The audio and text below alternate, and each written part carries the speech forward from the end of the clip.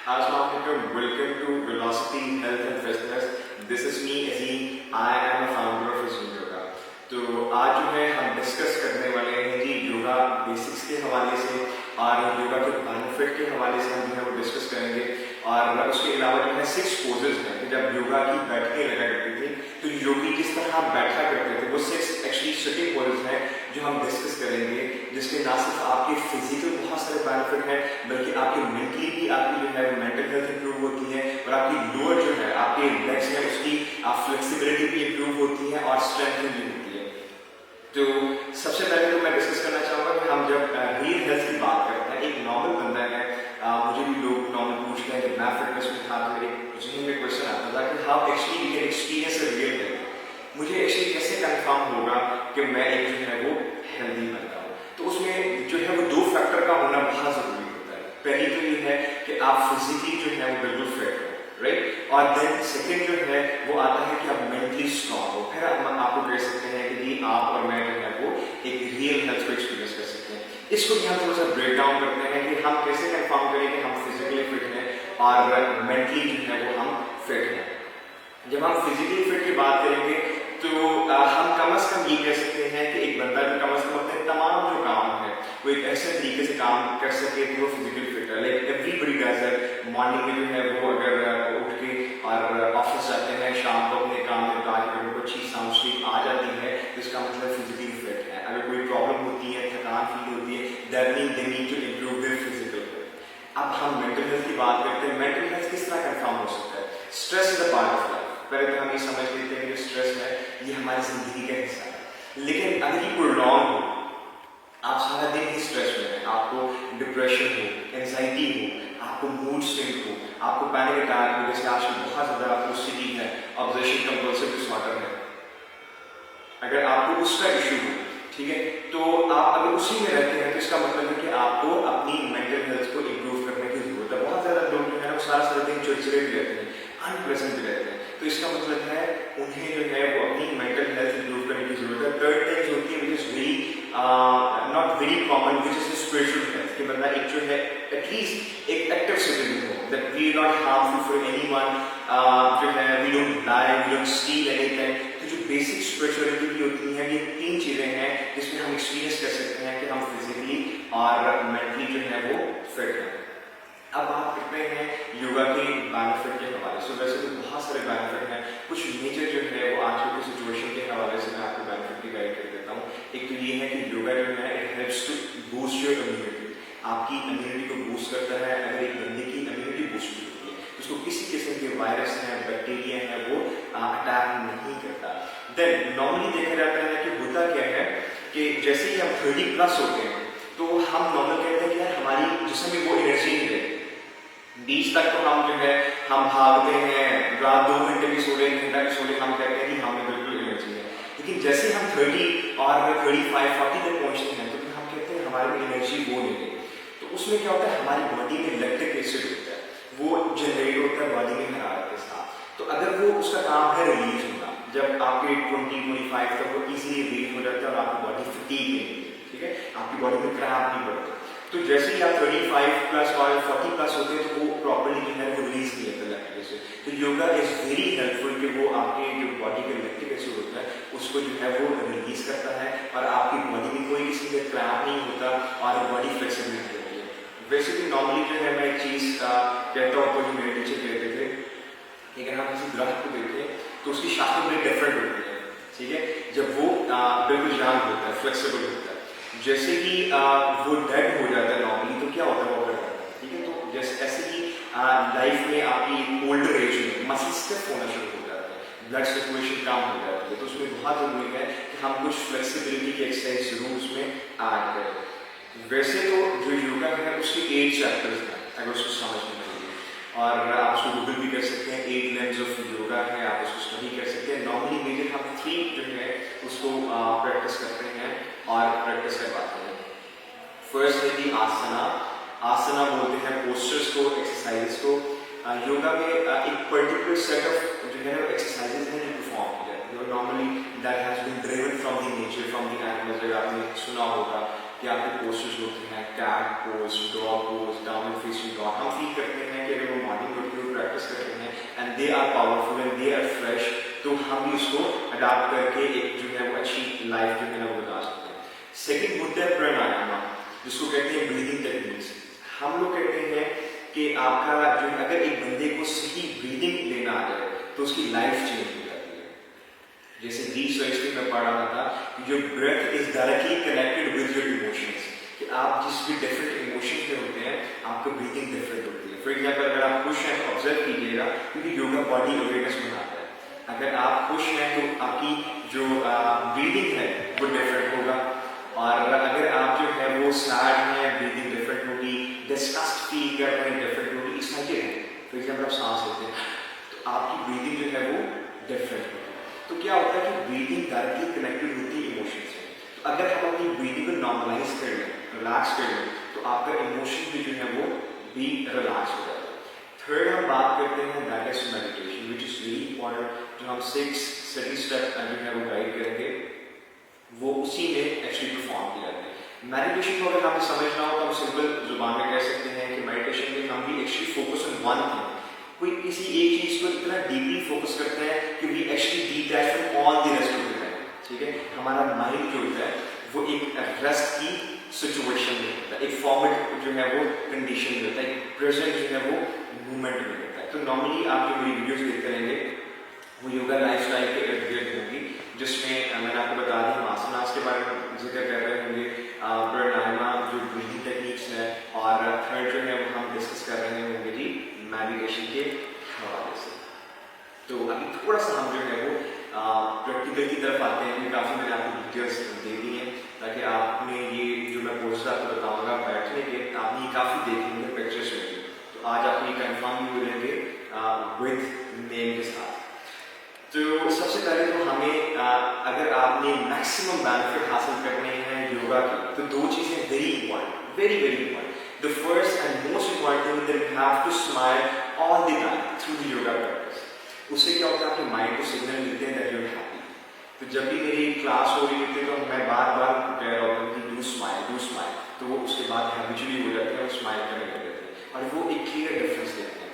और the second thing is breathing, कि आपको सांस लेना आना चाहिए। हमारे नाक के दो फंक्शन होते हैं, एक तो हम स्मेल कर सकते हैं किसी चीज़ को, और दूसरा जो है वो सांस ले सकते हैं। इनहेल हमेशा हमें नाक से करना चाहिए, और एक्सहेल जो है वो आप मुंह से भी कर सकते हैं और थ्रू नॉस्ट्रिल भी कर सकते हैं। It's alright.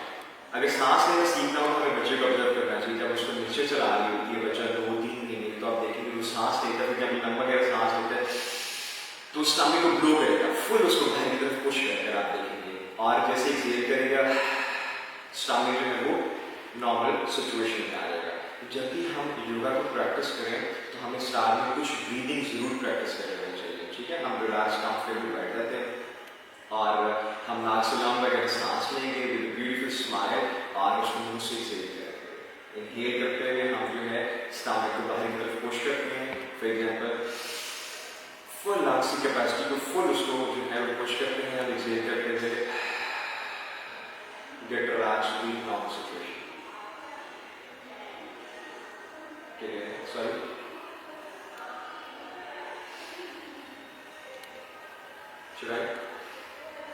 तो हम जो है वो 3 से 4 जो है वो ब्रीदिंग परफॉर्म करते हैं। ठीक है, नाक से इनहेल करते हैं, मुंह से एक्सहेल करते हैं, breathe in, breathe out, very nice, one more time, breathe इन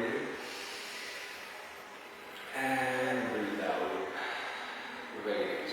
जो हम फर्स्ट योगा को परफॉर्म करने जा रहे हैं, तमाम मेडिटेशन के लिए जो है वो जरूरी होता है। जिसको आपने देखा होगा, जिस तरह मैं बैठा हुआ हूँ, हमने लेफ्ट लेग को इस तरह से किया, उसको आगे फोल्ड किया, और जो राइट लेग है उसको हमने इस तरह से इसको ऊपर रख लिया। नॉर्मली आपने इन योगा को परफॉर्म किया, which is called half lotus position. जैसे मैंने यहाँ पे पोजीशन रखी है, तो ये जो मेरी ये टांग है यहाँ पे थाइस पे मुझे एक नाइसली सा स्ट्रेच आने लग गया। एक्चुअली ये जो फुल लोटस पोजीशन है उसका एक प्रोग्रेशन है। अगर फुल लोटस पोजीशन भी परफॉर्म नहीं कर सकता तो वो इसके साथ जो है अपनी फ्लेक्सिबिलिटी को इम्प्रूव कर सकता है। इन तमाम के फिजिकल बेनिफिट भी हैं, आपके मेंटल बेनिफिट भी हैं, आपका इम्प्रूव होती है मेंटल हेल्थ, और आपकी फ्लेक्सिबिलिटी भी इम्प्रूव होती है। तो ये हाफ लोटस है, आप इसको प्रैक्टिस कर सकते हैं। राइट, 2 से 3 मिनट आप प्रैक्टिस कर सकते हैं। इसमें आपने यही गौर करना है कि आपकी कमर हमेशा स्ट्रेट हो और आपकी नेक स्ट्रेट हो, एक्टिव होनी चाहिए, आपने कीना नहीं छोड़ना, बिल्कुल स्ट्रेट आपकी होनी चाहिए, कंधे आपके बिल्कुल जो है वो रिलैक्स होने चाहिए। ऑलराइट, सेकंड हम जो है फुल लोटस की बात करते हैं। फुल लोटस में क्या होता है, आपने देखा होगा फॉर्म में, तो राइट आपने राइट लेग यहाँ पे रखी और लेफ्ट लेग जो है ना उठा के आपने फिर, ठीक है। अब ये एक लॉक भी लग रहता है, यानी इसको मैं इस तरह से बैठ कभी भी अपनी पोजीशन को पोस्टर को खराब नहीं कर सकता, मुझे हमेशा स्ट्रेट ही जो है ना वो बैठना होगा।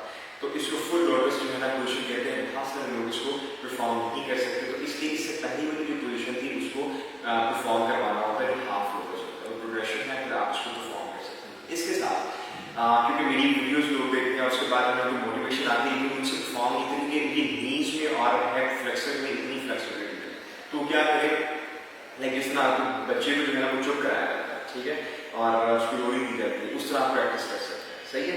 वैसे किसी की शादी हुई है नहीं, इसको प्रैक्टिस कर सकते हैं। फॉर एग्जाम्पल आपने लाठी रख दी है और इसको यहाँ इस तरह से आपने कर दिया, जब मैं इसको पाँव को ऊपर की तरफ पुश करूँ ऑटोमेटिकली नीज पर प्रेशर आ रहा है और जो है मेरी हेड फ्लेक्सर में प्रेशर आ रहा है। आप इसको स्लो लेफ्ट एंड राइट जिस तरह बच्चों को आप लोरी देते हैं, आप ब्यूटीफुल स्माइल और आपको मूड भी बेहतर हो जाएगा और स्लो आप इसको परफॉर्म कर सकते हैं अबाउट 30 सेकंड। फिर इसको स्लो नीचे में लगाएंगे सकते, ठीक है। आप इसको ऊपर लेते हैं, ऊपर की तरफ लेते हैं, स्लो नीचे की तरफ लेते हैं, वेरी नाइस, ऊपर लेते हैं इस तरह से एंड स्लो बिल्कुल आपने इस तरह की पोजीशन में परफॉर्म करें। आप इसको 10 टाइम परफॉर्म करेंगे इस तरह से और दूसरी तरफ परफॉर्म भी करेंगे एंड देन आप इसको करके देखिएगा, ये मैक्सिमम हम इसको आगे रखते हैं, राइट। फिर इस पाँव को पकड़ के हम इसको ऊपर रखते हैं, that is full lotus position.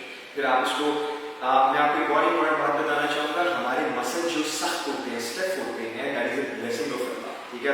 अगर वो स्टेफ ना हो तो टूट भी सकते हैं, ठीक है। तो मसल हमेशा विद प्रैक्टिस जो है वो आपकी फ्लेक्सिबिलिटी जो है वो इम्प्रूव होती है, तो आपने उसमें कोई जर्क नहीं देनी, कोई जल्दी नहीं करना, या ऐसे से प्रैक्टिस जो है आपकी बॉडी में मोबिलिटी जो है वो इम्प्रूव होती है।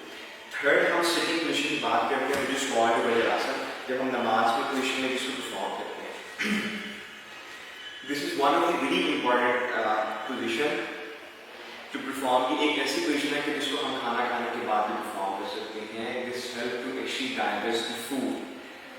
हमने क्या करना होता है, राइट वाला जो हमारा पाँव है वो राइट वाला जो है वो बॉन पे आ जाएगा, लेफ्ट वाला जो पाँव है वो लेफ्ट वाले हिप बॉन पे आ जाएगा, ठीक है। और दो हाथ में रखने हैं, हमने अपनी कमर को बिल्कुल स्ट्रेट रखना है, लेफ्ट को स्ट्रेट रखना है और इस पोजीशन में हम जो है वो लंबे गहरे सांस ले सकते हैं। जब आप इसको परफॉर्म करेंगे, योगा के एपिसोड देखेंगे तो हम देखेंगे हम सभी पोजीशन इन्हीं में परफॉर्म कर रहे हैं, ऑलराइट। तो ये वज्रासन है और अपना आपकी पोजीशन है जो डाइजेशन को भी बेहतर करता है, आपके आइसन को भी बेहतर करता है। फोर्थ हम परफॉर्म करते हैं जी जिसका नाम है गोश, राइट, गोश पोज। उसमें आपने क्या करना होता है, आपने बटरफ्लाई देखा होगा, बटरफ्लाई पोजीशन देखी होगी, दोनों पाँव मिलाए आपने और उसको आपने पीछे ले आए, ठीक है। आप ये भी देखेंगे कुछ लोग एक पाँव लेग्स यहाँ तक, तो वो उसको क्या कर सकते हैं, वो थोड़ा सा यहाँ से उसको प्रेस कर सकते हैं, कमर को स्ट्रेट करते हैं।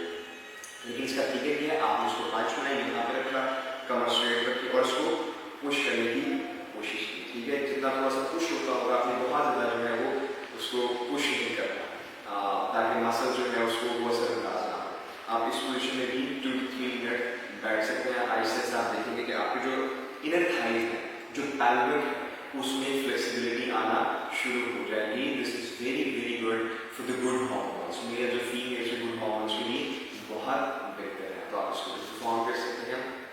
उसके बाद this is very very fancy, normally लोग कहते हैं कि हम पोजीशन को सीखें, विच इज गोमक पोस्चर, ठीक है। उसमें करते हैं, मैं आपको पहले बता देता हूँ, लेफ्ट लेग आप इस तरह से रखिए और राइट लेग आप इस तरह से इसको रखते हैं, ये दोनों स्ट्रेट जाते हैं, कमर आपकी बिल्कुल स्ट्रेट होती है। आपको समझ आ रहा है कि लेफ्ट लेग मैक्सिमम में जाके रखिए, उन्हीं स्ट्रेट चाहिए, थोड़ी सी आगे रखें, क्योंकि जब ये आप इसके ऊपर लेके आएंगे तो ऑटोमेटिकली एडजस्ट होगी मैक्सिमम, तो ये दोनों जो है वो आगे, इसके लिए थोड़ा सा आपके हेड फ्लेक्सर पे जो है वो फ्लेक्सिबिलिटी होना जरूरी है। तो आप इस पोजीशन में, इसमें जो मोस्ट इम्पॉर्टेंट चीज़ है, जब आप इस पोजीशन को परफॉर्म करेंगे तो उसका थोड़ा सा आगे कर पाए, आपने अपनी चेस्ट को रिलैक्स कर, चेस्ट बिल्कुल रिलैक्स होगी, हाथ में मुझे रख लिया, आपने चेस्ट को उठा लिया और 2-3 जो है वो आपने लंबे सांस लेंगे, नाक से सांस लेंगे, मुझसे एक्सहेल करेंगे, आपकी ब्रीदिंग और स्माइल को अपनी थ्रू आउट द प्रैक्टिस जो है वो भूलना है, ठीक है। और तमाम पोजेस को आपने 2-2, 3-3 मिनट जो है वो परफॉर्म करना है। अगर फॉर एग्जाम्पल आप यहाँ तक नहीं कर पा रहे, आपने करना है एक टाप तो आप यहाँ तक आपने दूसरी यहीं तक आ रही, आपने कोशिश करी थोड़ा सा यहाँ तक आ रही, ठीक है, यहाँ तक आपने कोशिश करी, यहाँ तक आती, यहाँ तक आहिस्ता से जो है वो अपनी घुटने के ऊपर जो है ना वो घुटना आ जाएगा बिल्कुल स्ट्रेट, चेस्ट आपकी स्ट्रेट होगी, नेक आपकी स्ट्रेट होगी, तो वो आप उसको परफॉर्म कर पाएंगे। जो लास्ट पोजीशन है which is very very simple, which is सहरा पोस्चर, डेजर्ट पोस्चर। आपने अगर नाउ कर लेफ्ट का आप इस तरह से है, राइट आपकी जो आपका एड़ी है उसकी एड़ी के ऊपर आपकी इस तरह से आपके पाँव आ जाएगा, ठीक है। ये भी आप नॉर्मल देखा होगा, इस तरह से आपने लोग इसको बैठे देखा होगा। तो एक पाँव नीचे है वो पॉइंटेड जो है ना राइट होगा, और दूसरा आपने उसी तरह से एड़ी के ऊपर इस तरह से एड़ी रखी, कमर को स्ट्रेट किया, यहाँ बेशक आप जो है ना वो पंच बना लें और कमर स्ट्रेट करें, नेक को स्ट्रेट करें, और आप लंबे गहरे सांस ले सकते हैं, 2-3 मिनट इसको भी परफॉर्म कर सकते हैं।